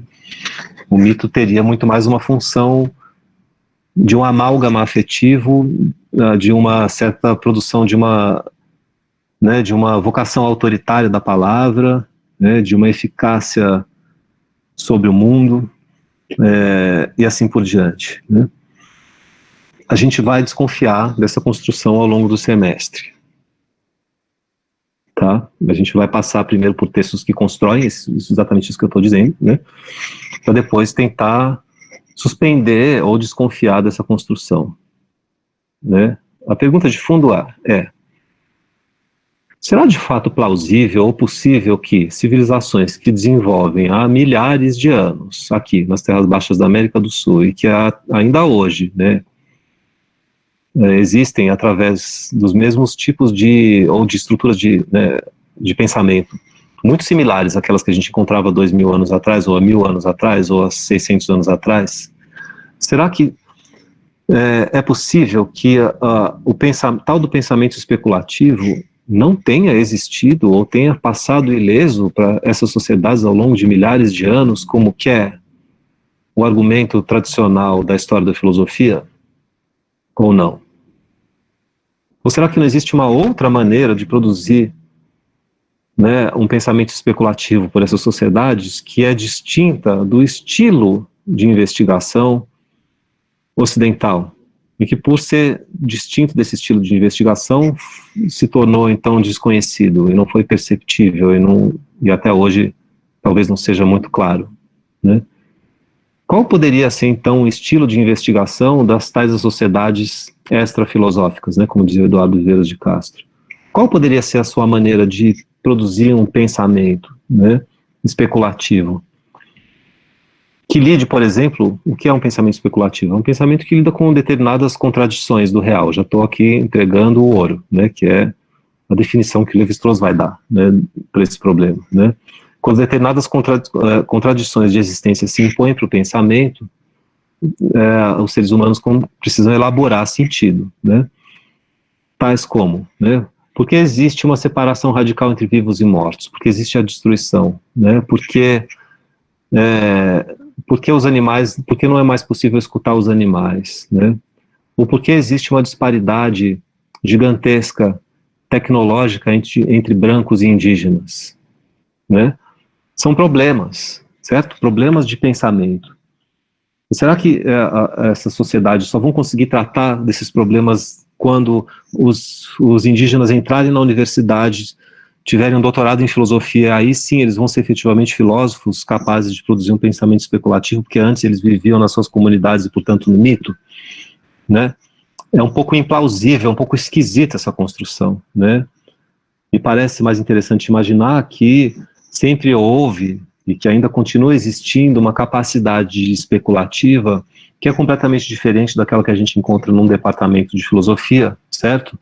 Mas que, no entanto, se desenvolve, né, e continua se desenvolvendo, e que muito provavelmente, né, tem a ver com os tais dos textos clássicos que a gente vai estudar nesse semestre, ou os tais dos mitos, entre aspas, né, das assim chamadas narrativas míticas, né. É provável que através da leitura desses textos a gente encontre uma capacidade especulativa, né, um tipo de postulado, enfim, filosófico propriamente dito, que não é muito bem compreendido quando a gente vê a noção do pensamento sequestrada pela história da filosofia, né, como se só existe pensamento na medida em que se instaura, né, a filosofia na sua crítica ao mito, etc., como, né, reza, né, a história tradicional da filosofia, tá? Então, de novo, eu não tenho uma resposta para essa pergunta, essa é uma pergunta em aberto, isso é um programa de pesquisa, muito mais do que qualquer outra coisa, né? Vocês vão ver que esse curso, eu tenho um tipo de organização muitas vezes ensaística, né? Ou seja, é uma reflexão, a ideia é produzir problemas, é colocar questões, é levantar questões, é desestabilizar pressupostos, muito mais do que responder, fechar questões ou construir teorias e explicações definitivas, etc. Tá?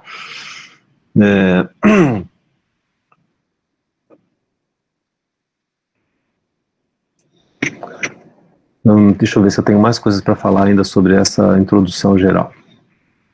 Tá.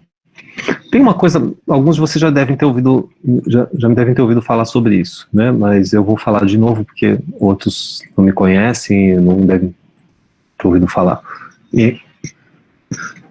Então a gente continua aí se perguntando já de cara, o que é mito, né?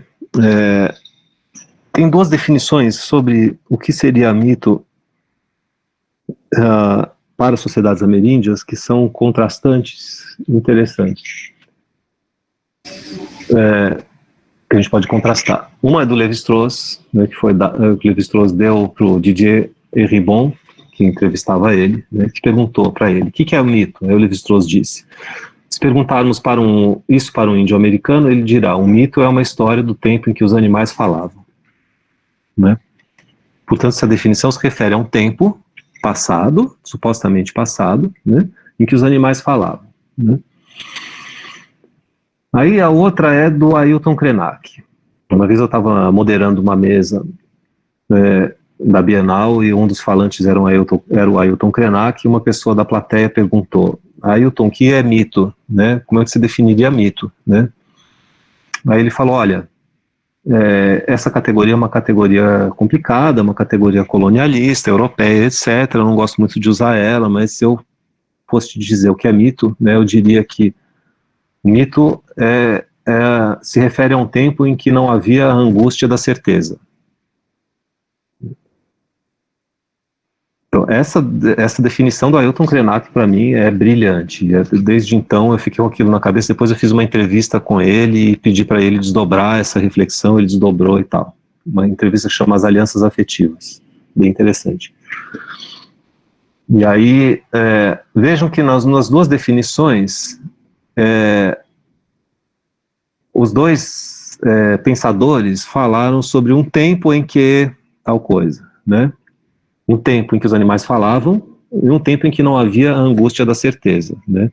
A definição do Lévi-Strauss é uma definição descritiva, ele simplesmente diz sobre qual é o assunto das narrativas míticas ameríndias. Grande parte dessas narrativas fala sobre um tempo em que os animais falavam, ou seja, um tempo em que os animais eram gente, eram seres humanos, tais como seres humanos atuais, viviam em sociedade, construíam malocas, tinham uma culinária, pinturas corporais, etc. Né? E o Ailton produz uma definição que é uma definição especulativa, muito mais do que a do Lévi-Strauss. Esperava-se que o Lévi-Strauss fosse dar uma definição filosófica de mito, mas quem dá é o Ailton Krenak, quando ele disse que o mito se refere a um tempo em que não havia angústia da certeza. Por quê? Porque a angústia da certeza, olha como é fina a definição dele, né? É a angústia moderna. Os modernos é que têm a angústia da certeza, certo? Por quê? Porque a incerteza é um problema para o pensamento racionalista moderno, né? Desde Descartes, ao menos. Né? Os modernos precisam controlar a natureza, os afetos, o corpo, as crianças, as mulheres, os subalternos, os negros, os indígenas, as colônias, etc. Né? Então a incerteza, do ponto de vista econômico, do ponto de vista do regime de pensamento, da ordem do pensamento, extremamente angustiante para os modernos. Né? A sexualidade, os sonhos, né? Tudo isso se refere ao nome, ao horizonte da incerteza. Né? Ora, o mito, né, se refere a um momento em que não havia essa angústia da certeza duplamente. Primeiro, porque esse horizonte mítico não é moderno, e segundo, porque ele se refere a um momento em que não havia ainda essa invenção do humano, não tinha se dado, né, o ser humano não tinha se instaurado a partir da sua separação com relação ao não humano, ou ao divino, ou ao animal, e etc. Né?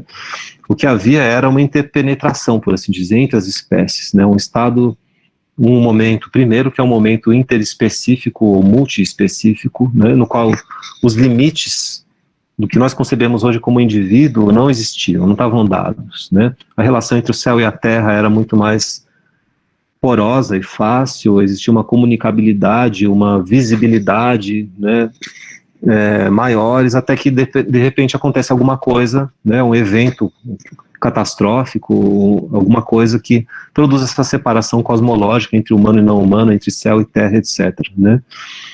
Então a incerteza, né, ou seja, essa interpenetração, essa interespecificidade dos tempos antigos não era, no entanto, motivo de angústia, ela era a própria condição do real. O real se estruturava dessa maneira, né? E, portanto, ele não era motivo de angústia, né? A questão capciosa é que, para os povos indígenas, esse tempo, né, uma história do tempo em que os animais falavam, um tempo em que não havia angústia da certeza, esse tempo não acabou, esse tempo continua a existir, esse tempo permanece como que suspenso ao presente, né? Ao passo que, para a concepção moderna, filosófica do mito, o tempo mítico acabou, ele faz parte de um passado remoto, né, do qual a civilização, né, filosófica, racionalista, histórica, médica, técnica, etc., se divorciou, democrática, há muito tempo, né, com perdão do argumento circular, né. E para os povos ameríndios, a temporalidade não funciona dessa maneira, né? O que não quer dizer que eles vivam num tempo circular do mito do eterno retorno, que é um dos nossos lugares, os clichês do mito, que a gente carrega, né? Não, existem diversas concepções de temporalidade, cada sociedade ameríndia tem a sua concepção de temporalidade, né? E não essa concepção genérica do eterno retorno que foi criada pela mitologia comparada, por Jung, enfim, por uma certa, né, um caldo geral de um certo mito universal que não existe, tá? Não existe um mito universal, existem concepções de pensamento distintas de cada sociedade que são marcadas pelas línguas, pelas culturas, pelas organizações sociais, etc., né? Mas o fato é que para grande parte das sociedades ameríndias, né, esse tempo em que não havia angústia da certeza, né, ou seja, esse tempo em que as fronteiras eram mais fluídas, né, e que o humano não se definia através da sua centralidade, não acabou, não se esgotou, né? E ele continua a existir, e ele se revela especialmente em contextos tais como a doença, o sonho, a ingestão de substâncias psicoativas, estados de liminaridade, né, a morte, evidentemente, né, ou o xamanismo, né, os xamãs são as pessoas especialistas em produzir esse trânsito e voltar, em ir e voltar, né, e isso é extremamente importante para que a gente conceba duas coisas, né, em primeiro lugar, o desafio né, do que está em jogo quando a gente vai estudar os tais dos textos, né, que vão ser objeto, né, do nosso semestre, né, para tentar entender então qual é essa temporalidade, né, e portanto se isso cabe ou não cabe, né, no que a narrativa filosófica concebe como mito, né, se a gente tem que inventar um outro conceito, ou se a gente tem que simplesmente reinvestir de uma outra carga semântica essa própria palavra mito, né, e dar um outro rendimento para ela, que eu acho que talvez seja uma opção mais viável, né? Então esse é o primeiro desafio. O segundo desafio é mostrar que, na verdade, quem produz uma reflexão filosófica especulativa sobre mito, nessas duas definições, é o Ailton Krenak, não o Lévi-Strauss, né? O que me parece extremamente interessante. Claro, o Ailton Krenak é uma pessoa sui generis, né? Ele é um intelectual sofisticado, ele fala um português culto, né? Não é à toa que ele tem o protagonismo que ele tem hoje, por isso ele não sei, para quem não tiver ouvido falar, por favor, procure, né? Porque ele é um dos intelectuais, dos pensadores mais instigantes, mais importantes do Brasil hoje, né? Ele é muito mais do que um ativista indígena, do que uma liderança indígena, como muitas vezes ele costuma ser apresentado. Ele é um pensador, né, brasileiro, contemporâneo, né? E, portanto, ele tem um estilo, né, de uma capacidade de pensamento que é diferente, né, daquela que a gente vai encontrar, por exemplo, com Davi Copenaua, ou com o xamã monolíngue, do tipo dos xamãs com os quais eu trabalhei, entre os Marubo, que só falam, né, uma língua, né, e assim por diante, né? No entanto, a pergunta é, será que o Ailton Krenak, só o Ailton Krenak é capaz de produzir uma definição especulativa do mito porque ele é letrado, porque ele passou pela faculdade, porque ele é jornalista, porque ele é escritor, né? Porque, ou seja, porque ele domina a escrita, né? É claro que ele é capaz, é porque ele é alfabetizado, porque ele é letrado, né? Se a gente fizesse esse tipo de julgamento, né, a gente simplesmente corroboraria a construção narrativa etnocêntrica que eu pretendo justamente desestabilizar, né? Que parte, entre outras coisas, de uma ideia muito restrita de escrita, né? Que só a escrita, esqueci de falar isso, que é só a escrita alfabética fonética, ou seja, um tipo específico de escrita, os alfabetos fonéticos, é capaz de produzir pensamento especulativo, né? Essa era uma definição do Hegel, né? Hegel dizia que a escrita alfabética é mais apta à produção do pensamento filosófico. Por quê?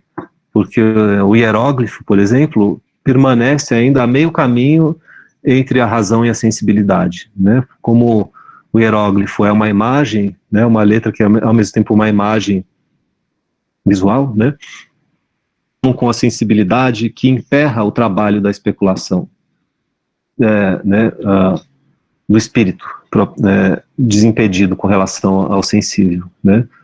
Então esse pressuposto é um pressuposto hegeliano, portanto historicista, evolucionista, etc., que mais uma vez atribui a capacidade de produção de pensamento estritamente à escrita alfabética, né? Mas a gente sabe, né, desde Derrida e de vários outros autores, que existem outras concepções de escrita, e portanto potencialmente outras concepções de pensamento, né? E que, portanto, dizer que só o Ailton Krenak seria capaz de produzir essa reflexão é algo que precisa ser criticado, porque na verdade a gente tem, né, outros estilos de investigação diferentes que a gente ainda não sabe muito bem quais são, ou como são, né, como se desenvolve. Que são os estilos de investigação de pessoas, tanto dos intelectuais indígenas fazendo mestrado e doutorado agora aqui com a gente no PPGás, né, na USP, quanto de uma senhora mestra de desenhos de uma comunidade indígena ou de um pajé e assim por diante. Tá?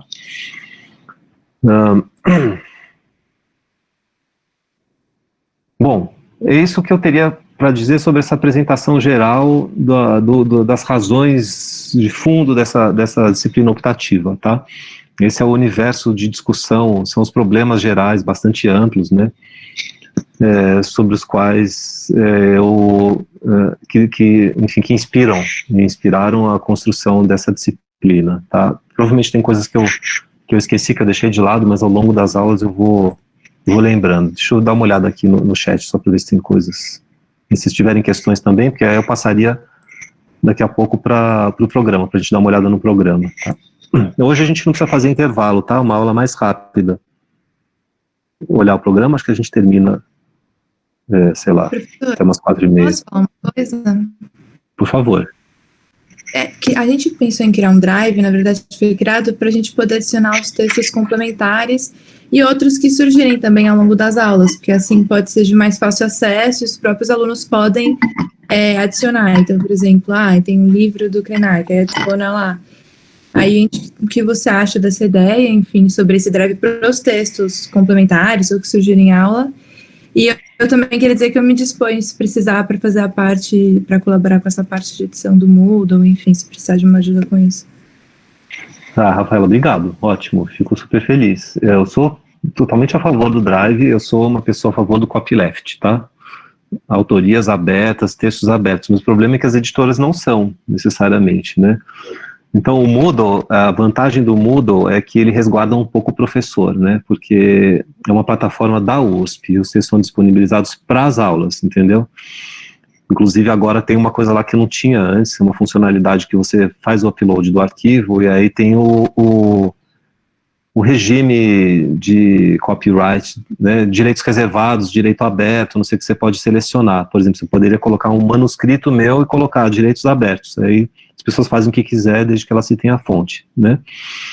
Mas quando eu estou publicando um texto recentemente editado, né, por uma editora, a gente sempre fez assim, né, sempre deixou no Xerox, sempre deixou no Drive e tal, né. Eu fico um pouco mais assim, digamos assim, numa saia justa, né, com relação a isso. Mas eu acho que sim, a gente tem que criar o Drive, a gente vai colocando as coisas complementares no Drive, ou vai enriquecendo o próprio Moodle, porque o Moodle está funcionando bem. Eu não sei se vale a pena criar um Drive, ponderem sobre isso, entendeu? Porque no Moodle a gente tem também um certo respaldo, né? Porque o Drive é um Drive seu, um Drive meu, né? A não ser que você associe esse seu Drive à sua conta da USP, que eu acho bom, porque a USP tem, o pacote de dados é ilimitado, né? E dá para colocar muita coisa. USP. Oi?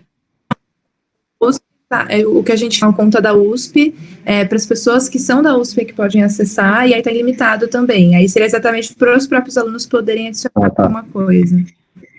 Tá bom. Vocês já fizeram? Já criou? Já está lá? Ou não? Gente, vocês são muito rápidos, impressionante.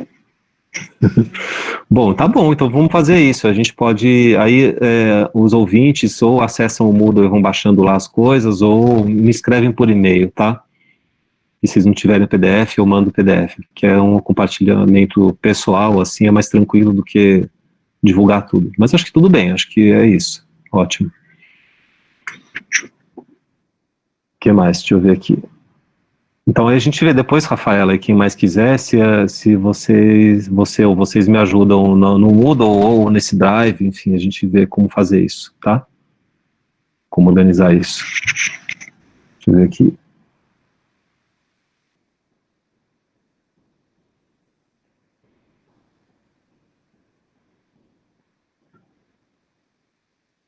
Exatamente, Maria Luísa Toral, está aqui, ela disse, essa discussão sobre o que é mito me lembrou a discussão que Bruno Latour fez acerca da noção de crença entre os modernos. É moderno quem acredita que os outros acreditam, a crença na crença do outro, exatamente isso, né? Em outros termos, é uma grande ingenuidade dos modernos acharem que os não modernos acreditam e que os modernos têm certeza, né? Os modernos têm aceleradores de partícula, têm antibióticos, têm... aí de repente aparece um vírus que solapa toda essa certeza, né? Não é só uma questão de vacina, é muito mais do que isso, né? Ele solapa tudo, né?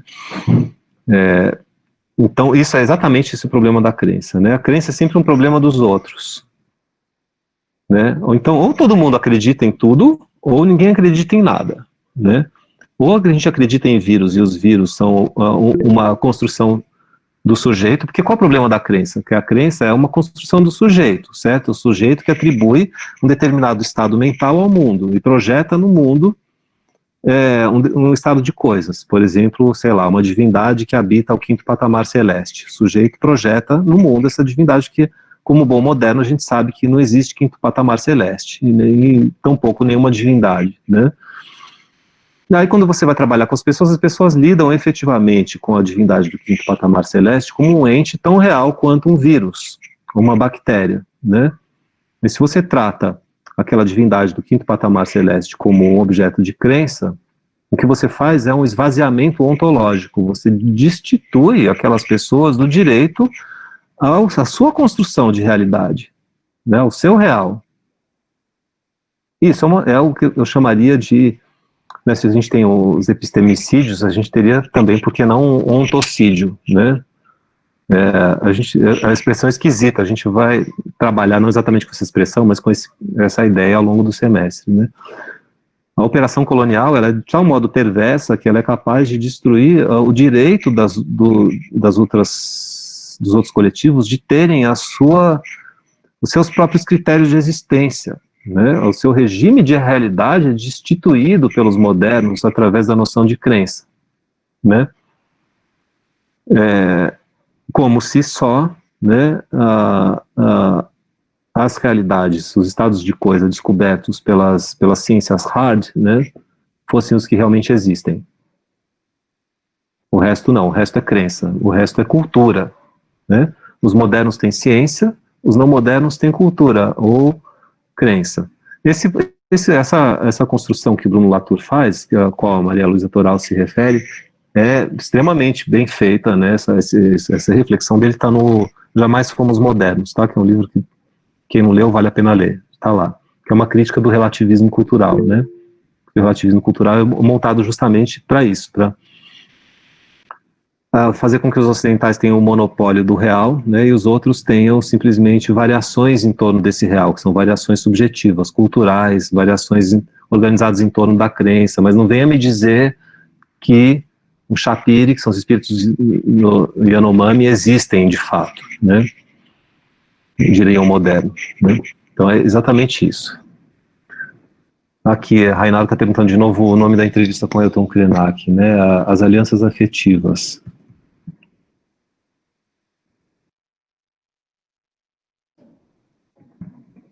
Ela está disponível no meu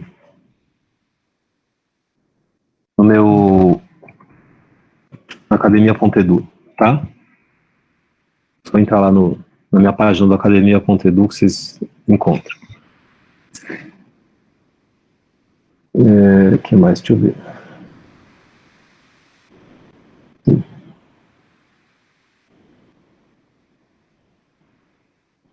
Joseph Campbell. Então, Pedro Caetano, eu não vou falar muito desse tipo de abordagem do mito, tá? Tanto do Campbell quanto de outros autores como Jung, etc., né? Por quê? Rapidamente, porque muitos desses autores pressupõem uma determinada universalidade. É como se determinados conteúdos do mito fossem universais, né? Então todos os mitos vão partir de um mesmo tipo, ou de um mesmo conjunto de arquétipos, ou da saga do herói, da ânima e do ânimos, o mito da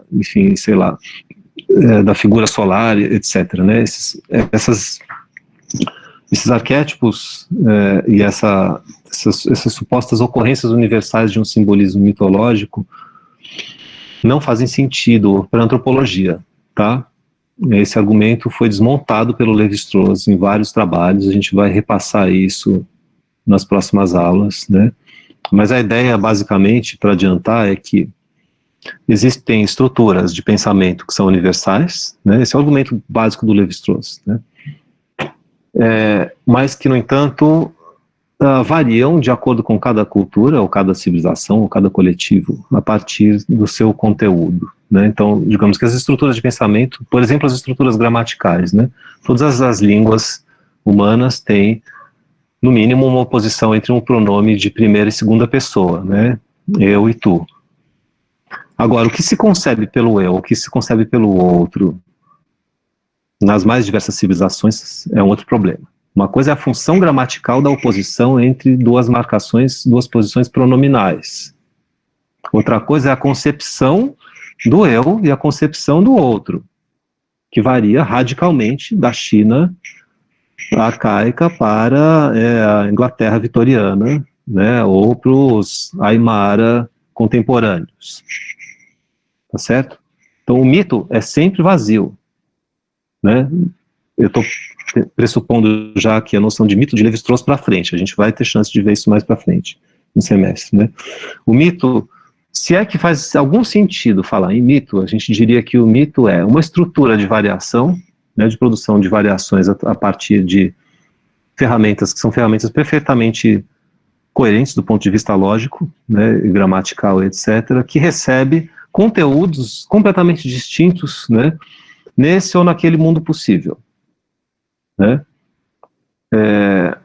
Então o mito não é necessariamente um conjunto de temas universais e onipresentes recorrentes nas mais diversas civilizações, né, que uma comparação poderia então selecionar, né? O problema desse comparativismo do Campbell, do Jung e de outros é esse, que ele é muito arbitrário, né?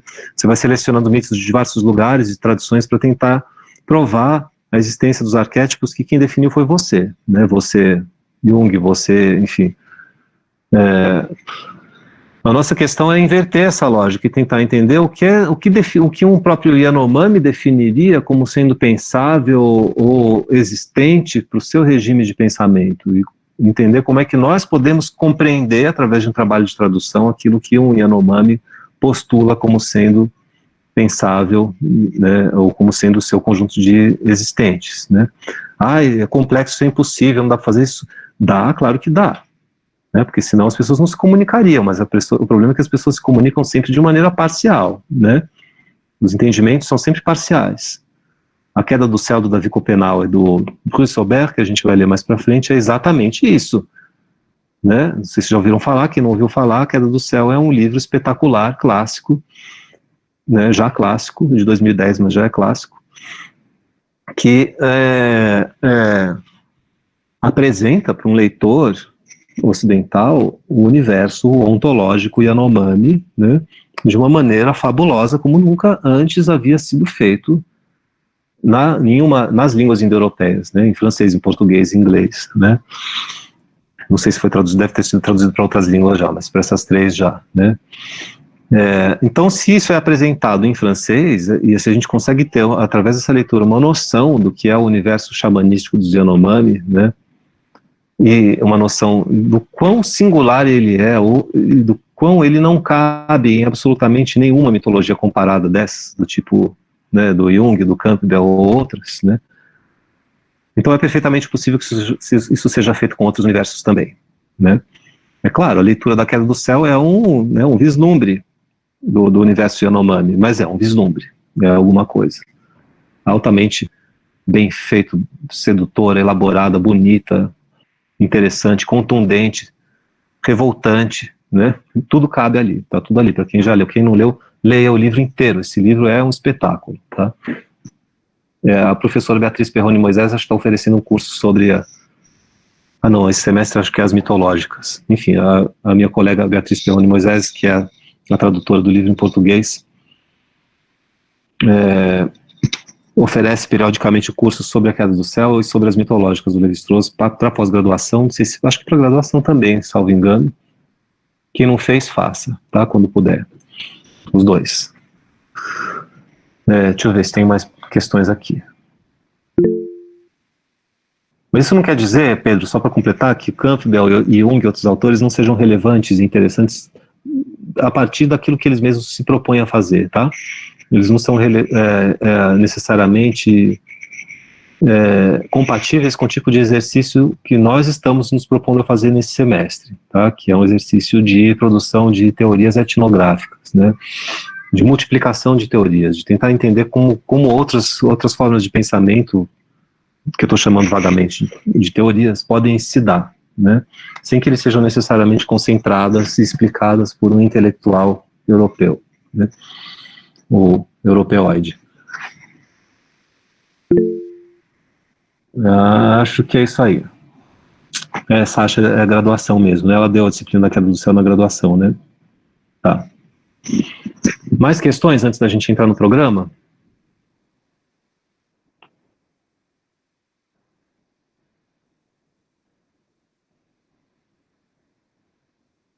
Vou seguir então, tá?